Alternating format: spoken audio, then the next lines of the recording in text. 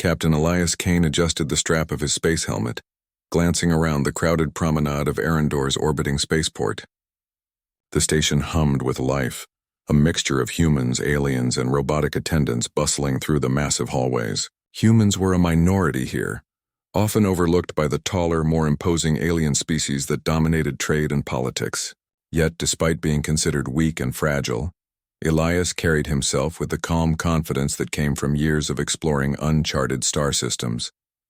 He wasn't just a trader or a diplomat. He was a representative of humanity's resilience, tasked with negotiating trade rights with the Vryn Collective, a proud and ancient alien empire known for their strict codes and technological superiority. For the most part, the Vryn treated humans like children, incapable of understanding the complexities of interstellar politics. Elias didn't mind. He was used to proving his worth, one small victory at a time. He had been walking along the promenade, observing the vibrant stalls and alien merchants hawking exotic goods, when he noticed her. She stood apart from the crowd, her posture regal even beneath the heavy ceremonial armor that encased her. Her helmet gleamed under the station lights, reflecting the colors of the marketplace, and Elias felt a curiosity stir in him that was hard to ignore. She moved with purpose, yet there was a grace to her steps that made her impossible to overlook. People made way for her automatically, bowing or pausing in silent respect. Elias instinctively straightened his back. He had been briefed about the Vryn royalty, but nothing in the briefing could prepare him for seeing one in person. Their eyes met through the visor of her helmet. For a brief moment, the crowd seemed to blur around them, leaving only the strange intensity of her gaze. She stopped in front of a stall selling iridescent crystals, tilting her head slightly as if considering which one to choose. Elias hesitated, then stepped forward, careful not to appear intrusive. "Beautiful selection," he said, hoping his words would be understood. Humans often had to be straightforward. Subtlety rarely translated well across species. The Vryn princess tilted her head, curiosity flickering in her eyes. "You are human?" Her voice was melodic but firm, with an accent that was unfamiliar yet not unpleasant. "Yes. Captain Elias Kane," he replied. "I represent the human delegation."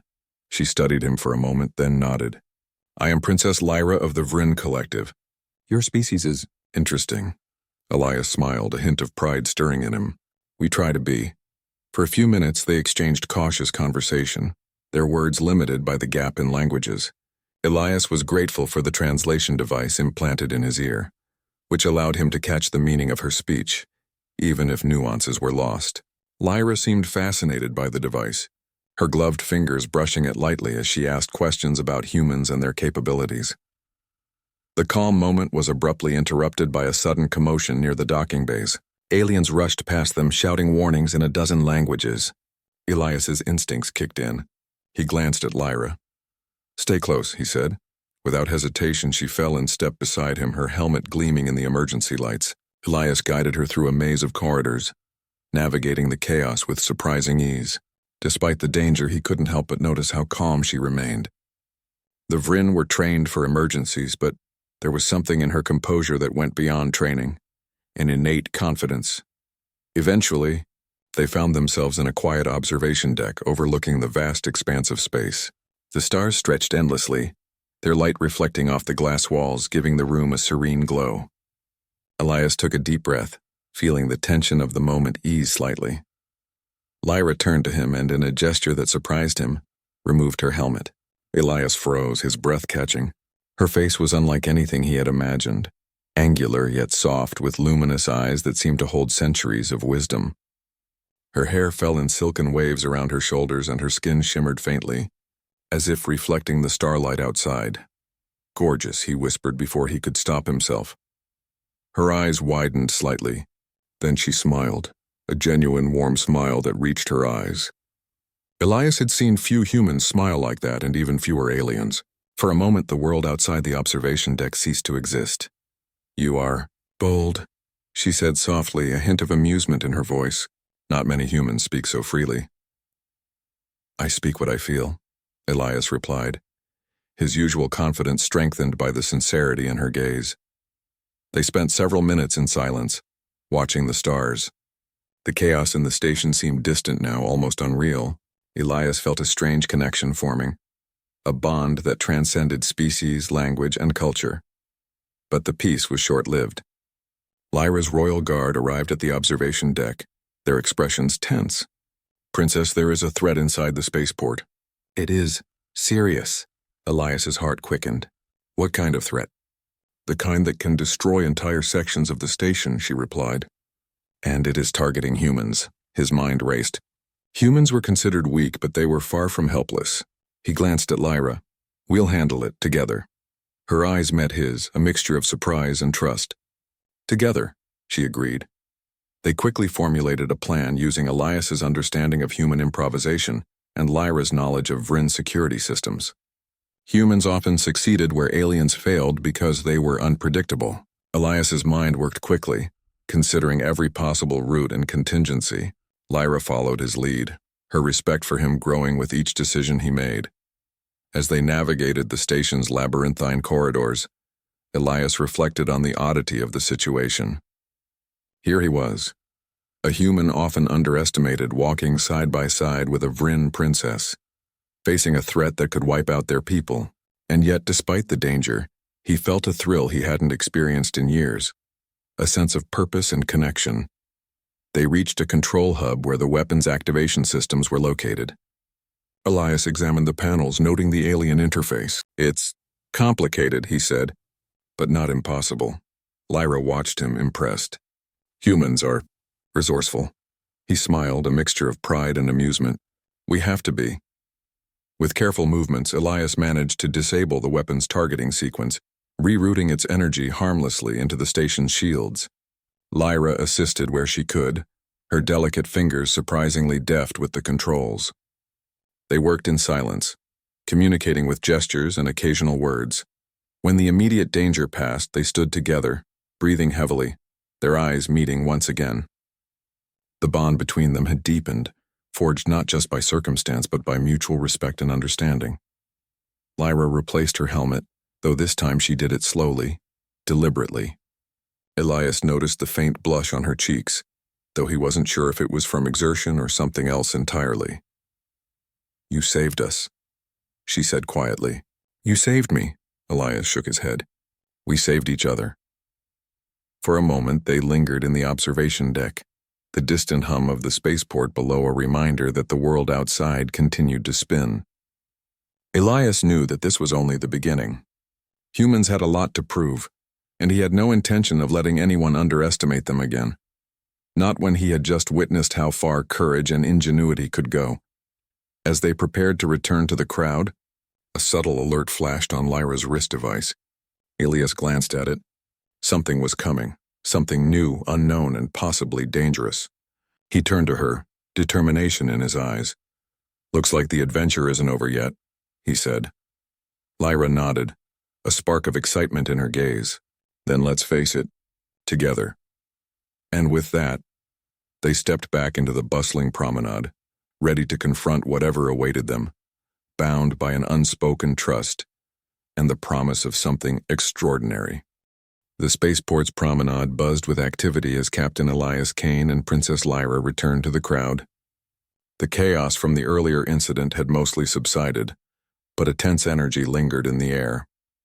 Both humans and aliens moved cautiously, aware that danger could return at any moment. Elias kept a steady hand on his translation device, listening to the murmurs of nearby traders and travelers. Lyra walked beside him, her helmet secured once more, but her posture had changed. She moved with a quiet confidence, no longer just a royal figure bound by protocol. She had seen Elias act in ways no Vryn soldier would dare, and she couldn't ignore the respect and curiosity she felt toward humans. "Do you think it's over?" she asked softly. Elias shook his head. "I don't think anyone can say it's over in a place like this. But we can handle it. Humans always find a way." Her gaze lingered on him, thoughtful. "Your species is different from what I expected." "Different can be good," Elias said with a small smile. "It means you never know what we'll do next." They moved through the crowd, careful not to draw too much attention. Humans were still rare here, and Lyra's presence made them more noticeable than ever. Traders and travelers gave polite bows, and some whispered excitedly about the human captain who had assisted the princess. Elias felt a mix of pride and discomfort. He wasn't here to be admired. He was here to show that humans were capable of more than the Vryn believed. They reached a quieter corridor, away from the main hub, where the glow of the station lights reflected off polished metal walls.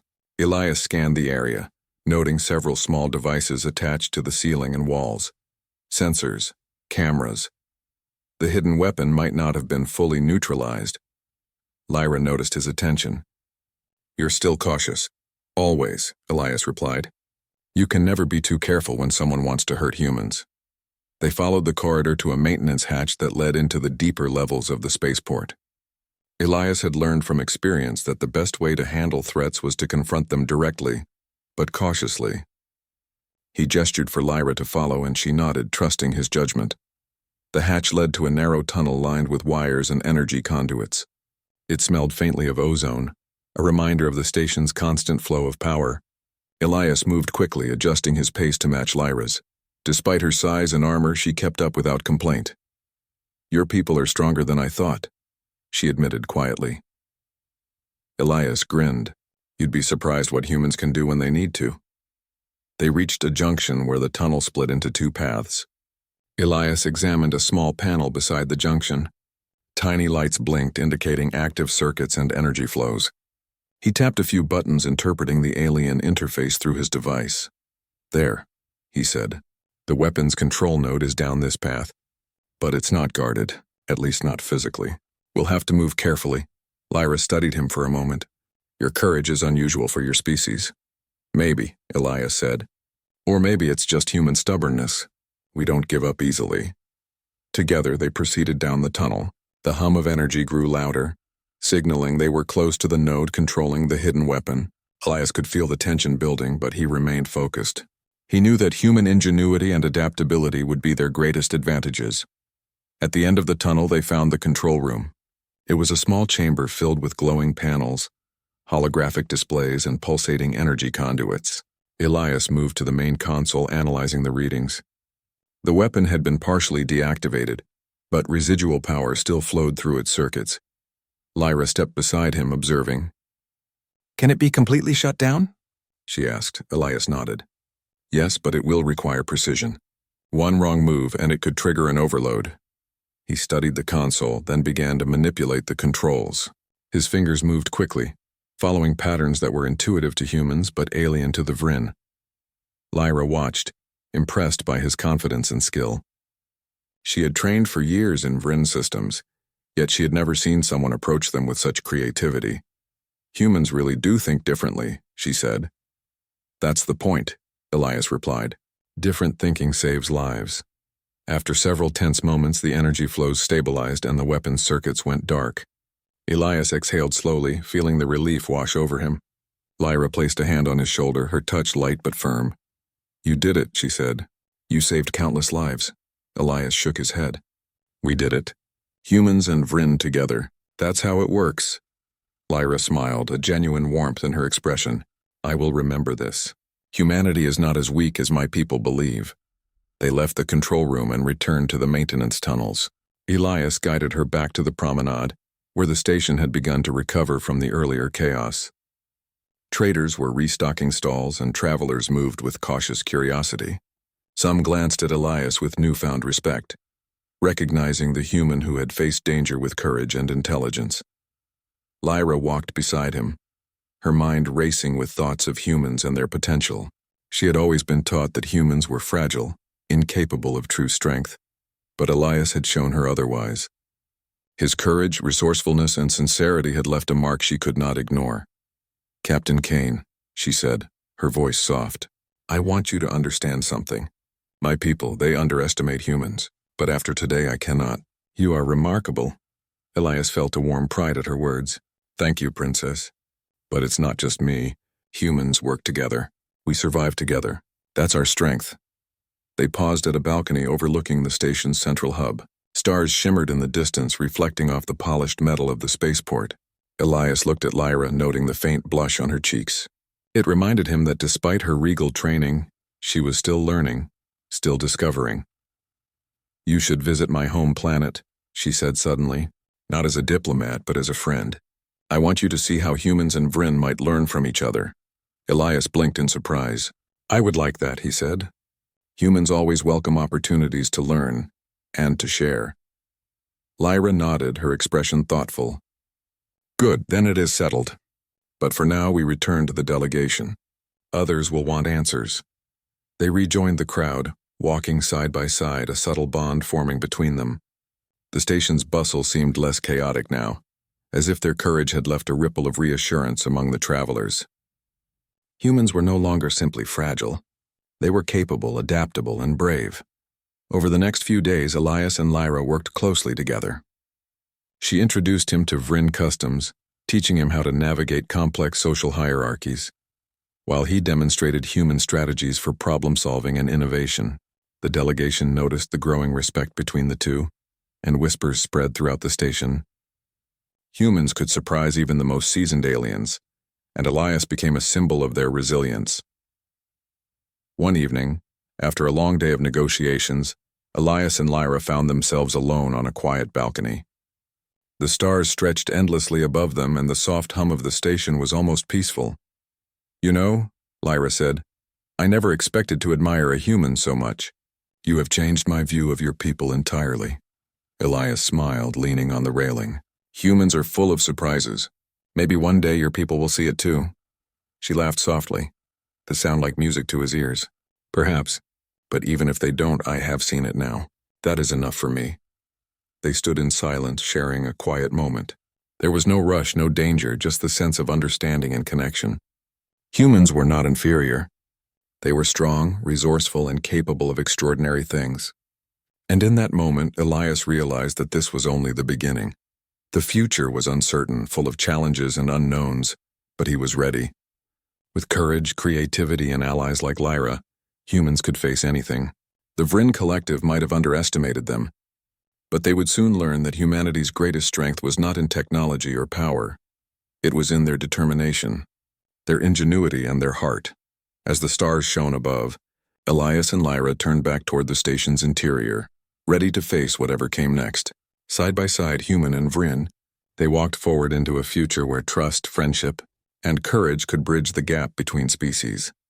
And in that moment, the universe seemed a little smaller, a little brighter, and full of possibilities waiting to be discovered.